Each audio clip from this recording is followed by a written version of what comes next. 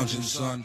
All right, welcome back to the Comic Lounge. My name's Ryan, and back with me again, I got my boy Manny here. We're going to talk JSA by Geoff Johns, and I guess technically it's kind of David Goyer, most of what we're going to talk about, at least today. So, like, yeah, super and a little long James run. James Robinson at the beginning there. Yeah. I mean, and a slew of artists that would just take me forever to. I mean, yeah. I'm looking at just the volume one, and there's like at least 40 different artists that are attached to this. It was, it was one of those titles that like sort of changed artists with every arc. Your typical sort of like routine sort of pattern they do with comics. But like you said, too many to name. But I would say that every artist on every arc was pretty solid. You know what I mean? So I'm like, and they're all people that you would know that have obviously are like sort of veterans of the industry. So like I wouldn't say everything is good and good enough that you don't really sort of notice too many changes. I feel like a lot of them like when they transition into different artists, they almost have like a similar enough style to where it doesn't feel jarring that you're seeing a different artist, but different enough to where it's like it's a new artist. And it's really good, solid, like mainstream superhero artists that they get, everything is I would say like everything is very clean looking, like very, very well colored, like just solid, like your upper end mainstream comic book artists. I was super stoked when you were like, I think you just randomly messaged me, you're like, have you read JSA by Geoff Johns? And like I hadn't read it in such a long time. And so I was really stoked to like reread it and kind of refresh my memory and talk with somebody about it, because I haven't talked. I mean, I don't really know a lot of people that have read this one, or I've never really talked to them about it. So no, same, man. And like I remember because I was actually reading. I didn't start reading it monthly when it was coming out, but because this came out of like the early aughts, like the early 2000s. I think it started in '98, didn't it? Am I wrong? You know what? Maybe you're right, because I do remember. Like Wizard, I was still reading Wizard at the magazine at the time, and they were always pushing it as like like one of these sort of under the radar titles. 99, yeah. So really, so I probably started reading it at around 2001. I'd say like maybe I definitely remember reading like the Hawkman storyline in the monthlies, and I also remember like Princes of Darkness, reading that one monthly, and Stealing Thunder too.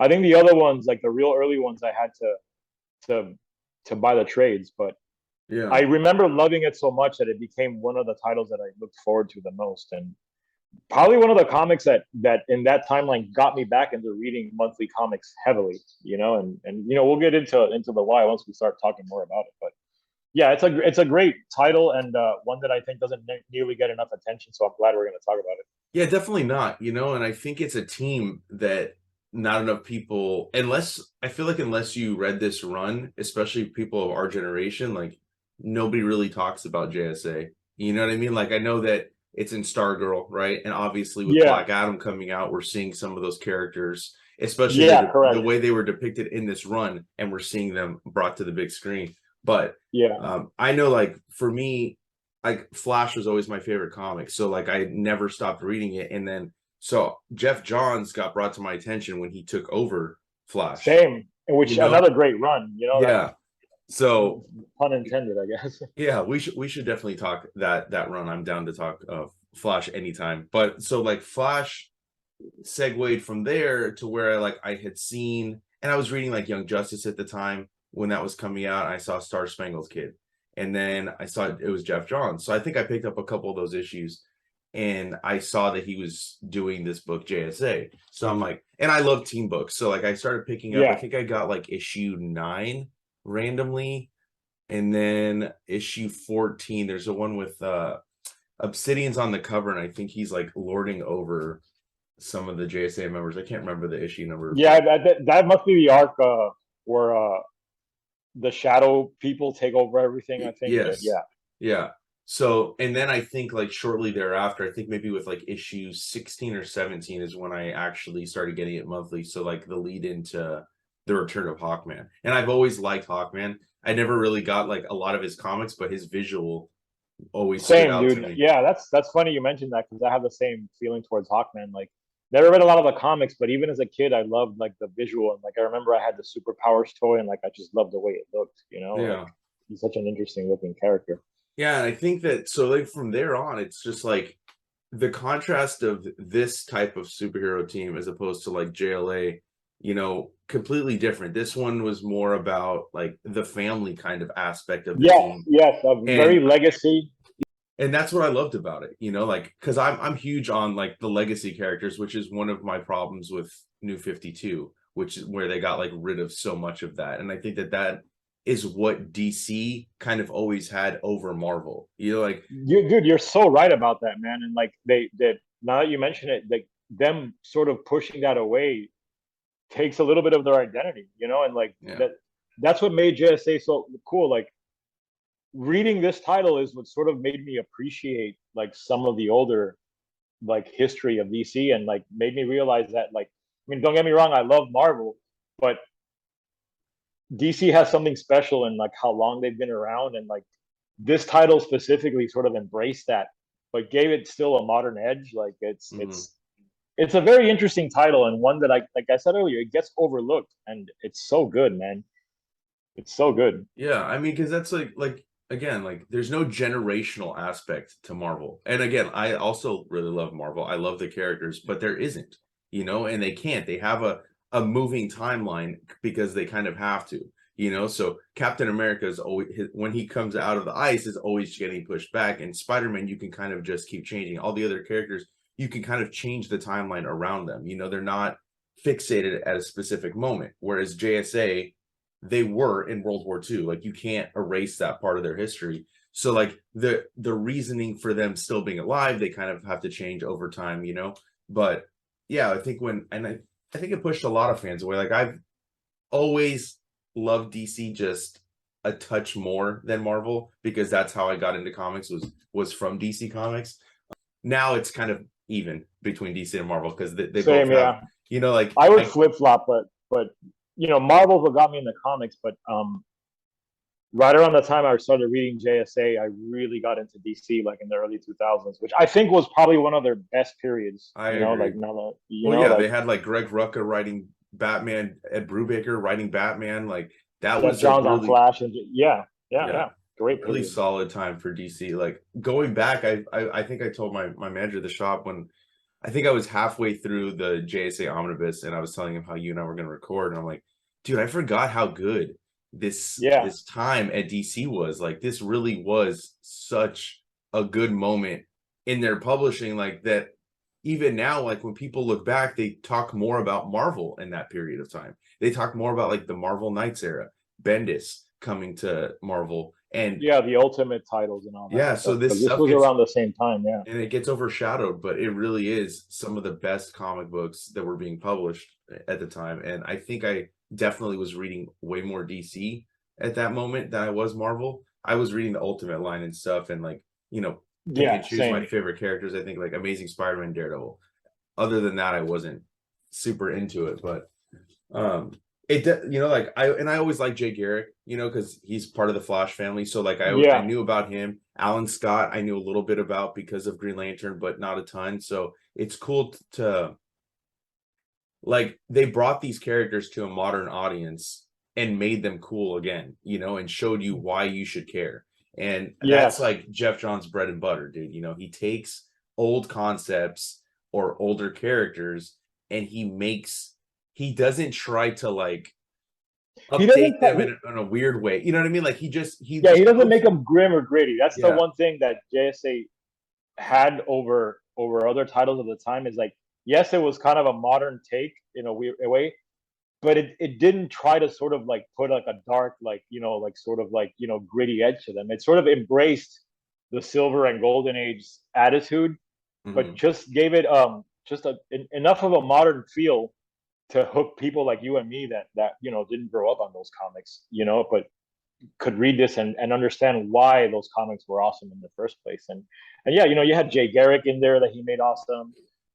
Ted Grant Wildcat is like a big He's part of. yeah, he's always been one of my favorites too because of this run, Wildcat. Yeah, and his the way he's portrayed in these comics is great, and like it like you said earlier, it embraces the history of the DCU and it has enough exposition done well that even if you're like a novice when it comes to a lot of like the older DCU stuff, like you still can understand it. You know, like for instance, like one of my favorite storylines is like the whole Johnny Sorrow like Yes. origin, you know, and like and you know the way he's able to update like this, you know, seemingly sort of like, you know, C-list villain into like this really frightening, like, you know, Lovecraftian sort of like King of Tears and all that stuff, like Hmm. villain is great. And again, he does that without making the book like overly gritty or violent. And like, you know, it does have like its violent moments, but it's not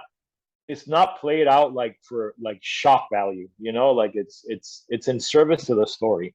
Yeah. And it's just great storytelling, man. It's like I rereading it again, I'm like, this is some of the best comic book storytelling I've ever read, and I totally mean that. Like it's up there with just about anything.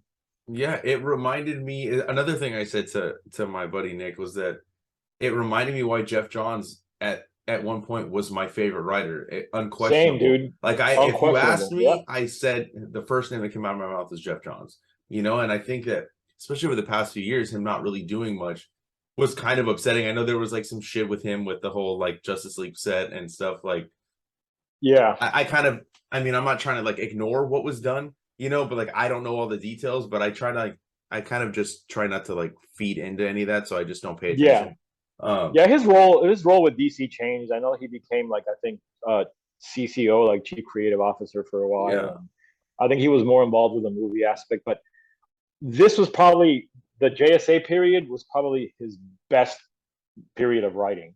yeah. Well, I think it's like for me, like his peak. I think at one point I could be wrong, but I'm pretty sure it was Flash, Green Lantern, JSA, and Teen Titans that he was writing all at the same Yeah. time, and every Yeah. single book was just like the best. Like it never faltered. They're even like the standalone, like you could call them fill-in issues because they weren't part of the main arcs. Every single one was always good. Like he knocked it out of the park. Yeah, and you mentioned those fill-in issues, and JSA had a bunch of them. But what was cool about them in this run is that each issue sort of served as like a prologue or an epilogue to the arc going on, and usually focused on one particular character, like letting you get to know that character better. Like maybe like, you know, slight mention of their origin, or like, you know, something that would give the character like an added depth. And then like when they kicked back into the arc, you just had this extra layer for that character. And he did it with like, you know, like I think like, was it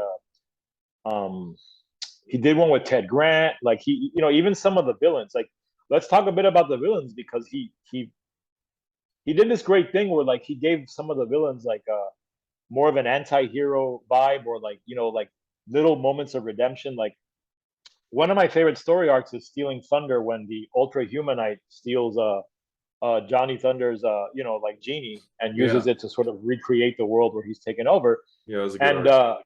he takes Icicle, you know, who's like a villain I hadn't even really heard much about before I started reading his title, and turns him into like the hero of that arc when he teams up with Sand, you know, to take down the Ultra Humanite. And it's like I was so invested emotionally in that character, and he's a character that I, before that arc, I just maybe read about in like a Who's Who or something, you know. And Mhm. that's when I realized like this guy loves superhero comics, and he's writing them perfectly. You know, like there's very little that's not great in this JSA run.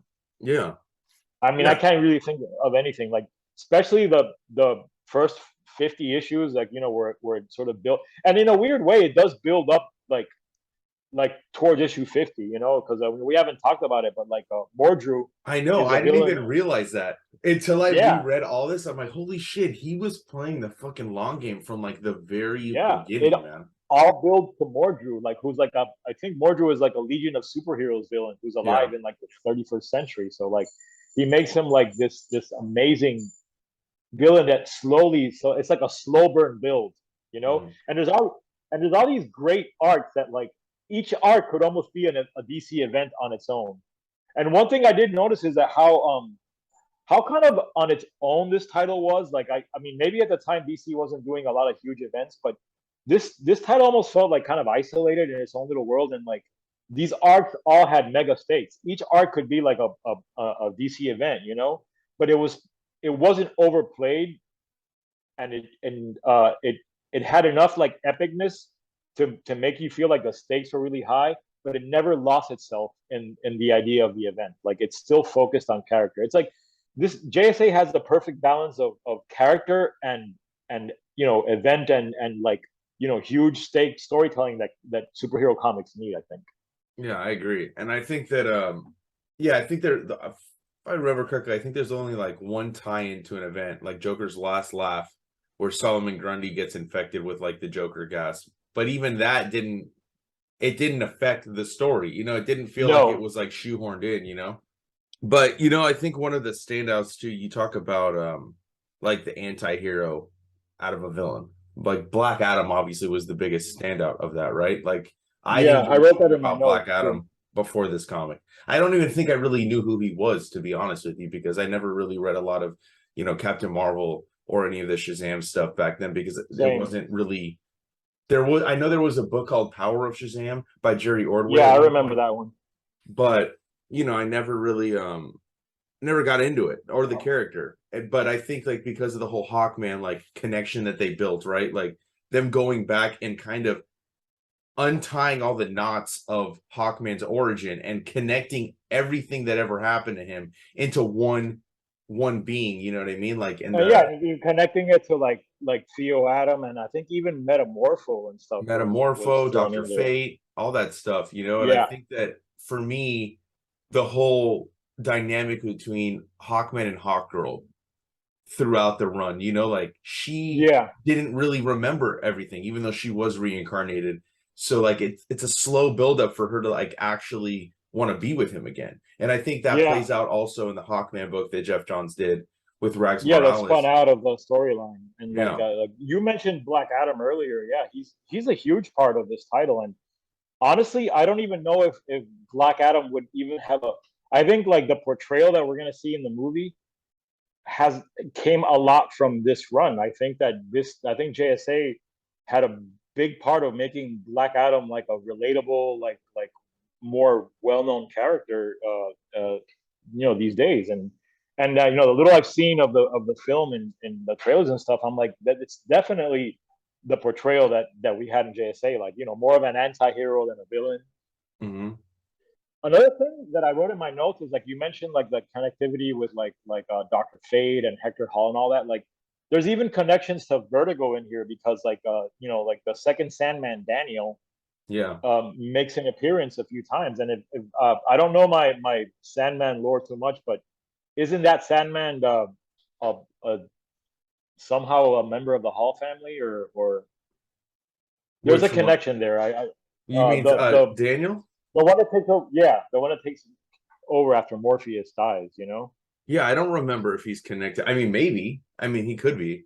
It's been a long time since Yeah, I read maybe I'm just the Sandman. yeah, maybe I'm just plugging things in, but definitely from the very beginning, that Sandman, the Daniel Sandman, makes an appearance in Yeah. the early issues, and like you know they connect him to Wesley Dodds, the original Sandman. So again, it's a title that's embracing like so much legacy and history Well, even of the Jack DC that Kirby. it's The Jack Kirby yeah, Sandman when yeah, Stan's like he's lost in this like, you know, in the crust of the earth or whatever, and he is depicted as that version of Sandman that Jack Kirby did, you know, which I yeah. thought was So also again, pretty cool.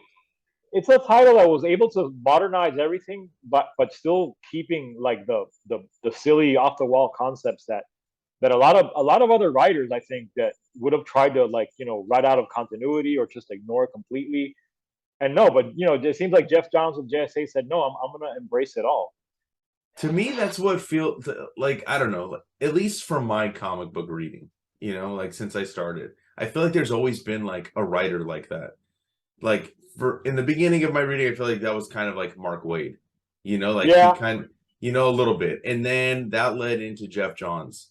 And I feel like now the modern type of person that's doing that, I would say is like Joshua Williamson. I feel like yeah, he doesn't ignore like and he'll like completely fucking go out of left field and bring in a character. Like I remember in his Future State Justice League book that he did, he had Cobalt Blue, which you hadn't seen since like Mark Waid's Flash run. You know, like I was like, and I think I interviewed him or talked. I think no, I emailed him. I was like, I can't believe you actually put that character, even though the character got killed immediately. I was like, I can't believe you actually put that character in there, and like he continues to do that, especially with like his Dark Crisis on Infinite Earths book. You know, like in his Infinite Frontier, he pulls from all of DC lore, and I think that like we said, like that's the magic of DC. They've been around so long. There's so many 80 years. I characters. mean, think about it. It's at least 80 years. You know, Yeah, and it's it's like almost a century. You know, like at this why? point, it's almost like Greek myth. You know, like Yeah, and it's been it's like around why so long. ignore it? Why ignore all these great characters that you have? I think that like they need to like pay attention a little bit to what Marvel does because Marvel will spotlight and do miniseries and do books on C-listers, D-listers, characters that like you wouldn't think would get a book. But that's what should happen, and that's what used to happen at least at DC when I was like in these years, right? Like you'd get a mini Yeah, series on this person, you get an ongoing series like Star Spangled Kid, a 14 issue series. That wouldn't even happen now at DC yeah. because Oh, all they do is I oh, believe Geoff Johns actually created Courtney. he did. It's based on his Yeah, sister yeah, who passed away in a passed away. plane crash. Yeah. Yeah, So it's I feel like we're DC's starting to like do a little bit more like that. Like we're getting a new JSA book, we're getting a Stargirl book. Every once in a while they'll like throw somebody a bone. They'll put like a Martian Manhunter book out like that they did a few years ago, Steve Orlando. But it's just like just reading this and seeing all these characters, I'm like, this there's so much history, and there's so many characters that DC could mine instead of putting out 15 Batman titles in a month. You know, it's like there's other characters and there are fans. And if it doesn't sell, it doesn't sell. You know, like then you just don't do it again. But I think that I don't know. I'm very excited for the JSA to return because I'm excited to see. I know Geoff Johns talked about from everything from the JSA to the Legion. So I don't know if that means we're gonna get some Legion of Superheroes too, because I always thought his take on it. I know this isn't JSA, but his take on it when he was writing Action Comics, when he did yeah, that one with Gary Frank, I thought that that yes, was yeah. pretty good too. You know, but yeah, I think that this, and I don't even know if it's in print this JSA run, and it's a shame if it's not. I know they're reprinting some of it, like with the Black Adam logo and stuff Yeah, in the movie, which I yeah. hate. I think I don't know if those omnibuses are current. Like, I know that a couple of volumes are available on Comixology because that's Yeah, how I got some of them. But the other ones I did pick up secondhand, and it's a shame, man, because like it's such a fantastic run, and I think if more people read it, they would really appreciate it. Find out that like it was such a little golden nugget that yeah, DC was putting out at that time. It's probably one of my favorite titles, and like I did not grow up with the JSA. I did not grow up with any of these characters. same. I just fell into the title because like Wizard was saying how awesome it was, and like I think I just picked up a random issue, and I was hooked. And let's talk about hook. Like this, I've been reading it in collections, but I did read some of it in a single issue, and like each issue had such a great cliffhanger ending, like always ending on a good splash page, with a great reveal that left you wanting to read the next issue. Even if you weren't super familiar, like I didn't know who the hell Mordru really was, but Me either. the way he was portrayed and the way the build up to him becoming like the sort of like big bad at the end of building up to the 50th issue. I mean, it made him next level for me. Like it made him really feel threatening. And it's just like, what a brilliant piece of writing this title was. And like, I didn't even know who this character was. But, after reading a few issues, I was so invested in it emotionally that like, I just couldn't put it down. Like I clearly remember at that time when JSA was coming out and I would grab that issue when it came out that Wednesday. It was literally the first comic I would read when I got home. Like when JSA was coming out and I was reading it was my priority over other titles. And keep in mind, like I was reading Ultimate stuff, which I loved, and I'm a huge Spider-Man fan. And I was reading, but no, JSA took precedence, and it was because of the way it was written, because of the way Geoff Johns was so. I think his love and affection for the characters and the concept and the team itself is so evident that it's like it's 100% infectious. Like he was clearly writing this from because he wanted to, with a passion that you don't see a lot.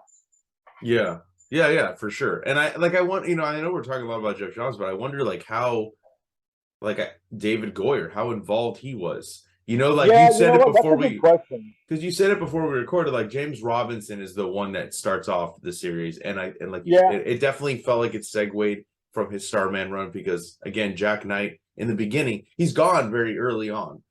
yeah. But Which is in itself, that Starman title is credited with being like a huge sort of like starting point for like this whole like legacy concept that JSA has, where like the old heroes exist and then they're passing down their mantle to like a younger generation. And I mean, honestly, it does start with the Starman. So, and I've read a lot of the Starman stuff, but not all of it, which I want to go back and read. But I'm it's sure a that James Robinson was probably one of the people that Geoff Johns probably bounced ideas off. And David Goyer, I don't know a lot about.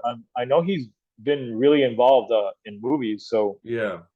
maybe a lot of the structure because like as a screenwriter he probably was really good at the beats. So who knows? I mean, that's probably a question better served asking them. I don't want to Yeah, I mean, I I'd don't want love to give someone credit over someone as the title. yeah. Obviously it's a collaborative effort. So yeah, we keep talking about James Johns, so we don't want to overlook the fact that James Robinson and David Goyer had to have huge impacts on this title.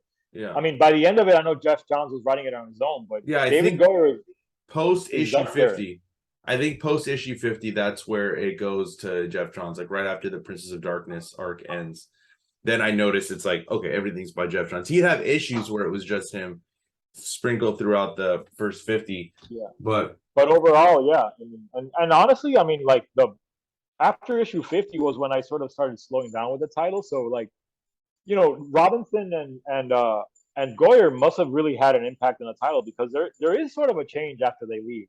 yeah, Not that it gets bad, it just gets different. Like there's a feel to it that eventually the title did lose. And I don't know why that is, but from issue 1 to issue 50, I would say is probably one of the perfect runs that DC has had. And like you said, I don't know why it's not in print because yeah, it's one of those. I feel like I remember. Okay, like how like they'll do those like Thor by Jason Aaron. They did like the Jeff JSA by Geoff Johns. They did do I feel like maybe 3 collections. I'm not entirely sure. I maybe like one arc or one book past Return of Hawkman, but they didn't finish it. And that's another thing. Like it irritates me when they start collecting something and then they just stop. Like they did it with Starman. They released all the hardcovers in omnibus, then they started doing it in softcover, and then they just stopped after I think book 2 or something. Luckily, Yeah, they put that in compendiums, and I know that the first one came out, the second one's going to come out, but this just feels like a book you'd want to have in print. Geoff Johns was one of yeah, your biggest writers at one yeah, point. Maybe he's not doing as much anymore, but just like what they've done with like Mark Waid's Flash, like they collected all of that and yeah. they And I collect. mean, JSA is a very important team to DC's history. Like it precedes even the Justice League. Yeah, So and now especially since like they're obviously putting the team into the Black Adam movie and like making it part of like the DCEU, it would be the perfect time for DC to sort of reprint these titles and get people more familiar. Because I mean, the Black Adam movie has Doctor Fate, Atom Smasher, Hawkman, and who else is in it? Cyclone, but she doesn't come till later. She comes like towards the end of the first JSA run, and then he relaunches it as Justice Society of America. Yeah, with the Alex Ross covers and like, Yeah, yeah, I remember that wasn't bad either. It was really good, but it was missing something that the JSA title was missing. And again, I don't really know. I don't really have a word for it. It's just a feeling that this title has that I haven't really found in too many other comic books, man. It felt like the perfect superhero comic. If I was going to describe JSA to anybody, it'd be like this is almost like the perfect superhero comic book. Like you want to get someone to fall in love with team books, like you want to give them this one. yeah. I mean, I think that it's a testament to such a great writing is that like you care about all the characters, even when they're doing stuff that I guess you could say is morally questionable. Like when Black Adam pulls Atom Smasher out of the JSA and convinces him because Atom Smasher to save his mom kills Extant in that. I think that was Yeah, actually that was my first JSA issue was when he kills when he takes the Warlogog off from Hourman, he puts it on him, and he switches the bodies, right? Yeah, on the plane And crash. Yeah, right, and like that was like the first inkling of like, well, it's okay to kill him, because like he's evil, so we're getting rid yeah, of him, and I'm saving my mom who didn't deserve to die. And then when they splinter off, and like you see that, like I understood why Black Adam was doing what he did, even yeah, though I know that it's probably not the right way to go. And then yeah. seeing that inner turmoil with Atom Smasher, like every single character, there's like not one character on the team that I didn't at one point was like, that's one of my favorite characters, because Yeah, each one, like you said, like there'll be like one issue where they get a spotlight, but also within the ongoing arcs, he would give little spotlights to each character, yeah. like Jane Thunder. He lets each character shine, man, and like he gives them like these moments that like I said, we even mentioned it earlier. He's building a slow burn like story arc from the beginning with Mordru. Then you have these individual arcs that are completely high stakes, with like Ultra Humanite and like all these other like 4 to 5 issue arcs. And then within that, he's still giving they. I mean, I keep saying him, but I'm sure we got to keep mentioning David Gordon and Robinson. They're still giving each character a moment. So like, look at all the layers that were going on in this title. Like, you got the long con with Mordru. You got the individual arcs, and then you got these little moments with each character peppered throughout. Like rewarding. That's the word I guess I've been looking for. Like reading this comic was so rewarding. Like I Yes. mean, such a great piece of writing. To this day I don't know if I've read a title that gave me this kind of feeling. And I remember just eagerly awaiting each issue when I started reading it monthly. And like it's been a while since I had that kind of feeling for a book, and especially at that time, like, and it was very instrumental in getting me back into comics. Like it was reading the collected editions of Preacher and the JSA Monthly that really kind of got me back into comics and got me back in the shop weekly. So 100% JSA is the reason I'm still reading comics after having lapsed for a few years, like from like 99 or 98 to like 2001 or 2 when I started reading JSA. Yeah, I think like I'm sure there was moments like I try to think back, like I don't think I ever like steered completely away from comics, from getting weekly comics, but I'm sure there were moments. But I do remember though that this period was, I remember how excited I was going into the comic shop, because Yeah, this is middle school for me. So like going and getting the new JSA, getting the new Flash, getting the new like Batgirl Cassandra Cain, like that was another standout from that period. yeah, And then leading up into like high school with like his Teen Titans and stuff like that. But this was like, it's funny you said that this is the first book you'd read. I would always put my favorite book at the bottom of my pile so that I knew I yeah. could I could end on a high note, because sometimes I did you're that sometimes. yeah, Yeah, on a good week when there was other titles that I was like stoked on too, I would leave JSA for last. And I even remember I just triggered a memory. Like around that same time, I was writing for a magazine that was done locally in Miami called Lo-Fi, which was like a comics and entertainment magazine. It only lasted like 4 issues, but we did well enough that we were able that they paid for me to go to like to Wizard World Chicago. oh, it's And I dope. remember like giving Geoff Johns a copy of the magazine, and I actually had interviewed him for an article in the magazine about like Teen Titans. And I remember he was at the DC table and he gave me a JSA logo pin, which I've since lost. But that pin was like the best thing I got at that con. Like I was so stoked because at that time I was like, man, I remember like I must have sounded like a lunatic talking to him about how much I love JSA. Looking back now, it's going to be like one of the pivotal titles for me. What title that I'm always going to love. I'm always going to want to have those collected editions, and I really wish DC would put it out because I would love to have really nice editions of it. Yeah, And I I think mean, it could be an evergreen title, like especially like same. if they're mining the characters and concepts now for Black Adam, and that's going to be a success. It'd be silly not to sort of get this back out into the world for people to look at. Same. They have the ability to do something that Marvel will never have, and that is to do a legacy type thing. They don't have a team like this in Marvel. There is no older team that's trained the new generations. This could be something that's completely their own, and to be able to see, like, I mean, I don't know how Black Adam's gonna do. You know, like, I know even me, Yeah. as excited as I am to see some of these characters on the big screen, like, I'm skeptical every time DC puts out a movie because it's Yeah. more miss than hit when they do stuff, you know. And I think it's because they veer away from what makes them special. They don't need to be dark. DC does No. not need to make dark themed movies, you know.